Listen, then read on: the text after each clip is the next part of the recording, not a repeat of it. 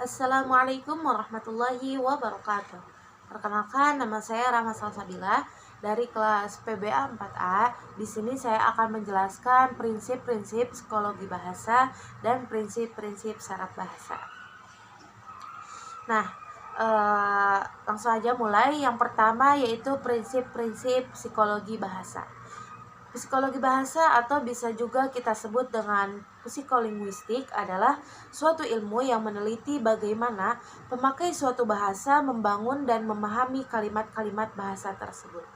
Adapun prinsip-prinsip dari psikologi bahasa, yang pertama yaitu prinsip kognitif. Prinsip kognitif ini menekankan bahwa bahasa itu bukan hanya sekedar alat komunikasi, tetapi bahasa juga sebagai alat berpikir dan memahami dunia. Kemudian misalnya dari prinsip kognitif ini, misalnya istilah atau kosakata yang kita miliki itu sangat mempengaruhi cara kita melihat dan memahami konsep tertentu. Nah, kemudian yang kedua yaitu prinsip pembelajaran.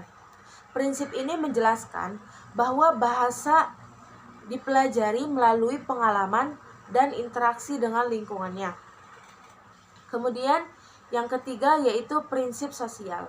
Prinsip ini menjelaskan bahwa bahasa adalah fenomena sosial yang berkembang dalam konteks interaksi antar individu.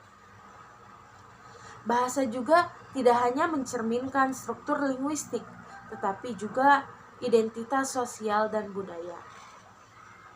Kemudian di sini menjelaskan bahwa cara seseorang berbicara juga dapat mencerminkan identitas sosial mereka. Kemudian yang keempat yaitu prinsip perkembangan. Prinsip ini berfokus pada bagaimana kemampuan berbahasa berkembang seiring bertambahnya usia seseorang. Kemudian yang kelima yaitu prinsip pragmatik. Prinsip ini menjelaskan bagaimana konteks sosial dan situasional mempengaruhi makna dari penggunaan bahasa. Kemudian yang kedua yaitu ada prinsip-prinsip saraf bahasa. Nah, saraf bahasa merujuk pada sistem jaringan saraf di otak yang memungkinkan manusia itu untuk memahami, memproduksi, dan memperoleh bahasa.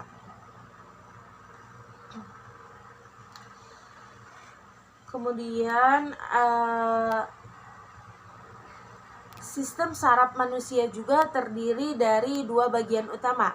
Yang pertama yaitu sistem saraf pusat dan yang kedua sistem saraf perifer yang bekerja secara sinergis untuk mengatur fungsi tubuh. Kemudian di saraf-saraf bahasa juga ada prinsip-prinsip saraf bahasa. Macam-macam prinsip saraf bahasa itu. Yang pertama ada prinsip lokalisasi.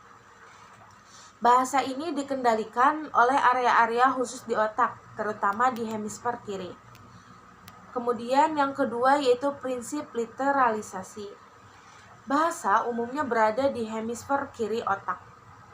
Namun, orang kidal atau bilingual bisa menunjukkan distribusi berbeda.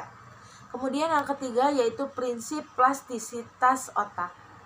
Nah, di sini otak dapat beradaptasi atau berubah dalam memperoleh bahasa, dalam memproses bahasa, terutama pada anak-anak. Jika satu bagian rusak, maka bagian lain bisa mengambil alih fungsinya. Nah, kemudian adapun prinsip jaringan bahasa, yang keempat yaitu prinsip jaringan bahasa, yaitu bahasa ini tidak hanya bergantung pada satu area, tapi pada jaringan yang saling terhubung antara area frontal, temporal, dan parietal otak. Nah, kemudian prinsip saraf bahasa yang terakhir yaitu prinsip pemrosesan serial dan paralel. Proses bahasa terjadi dalam urutan tertentu dan juga secara simultan.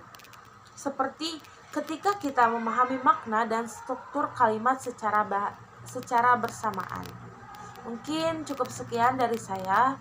Kurang lebihnya mohon maaf. Wassalamualaikum warahmatullahi wabarakatuh.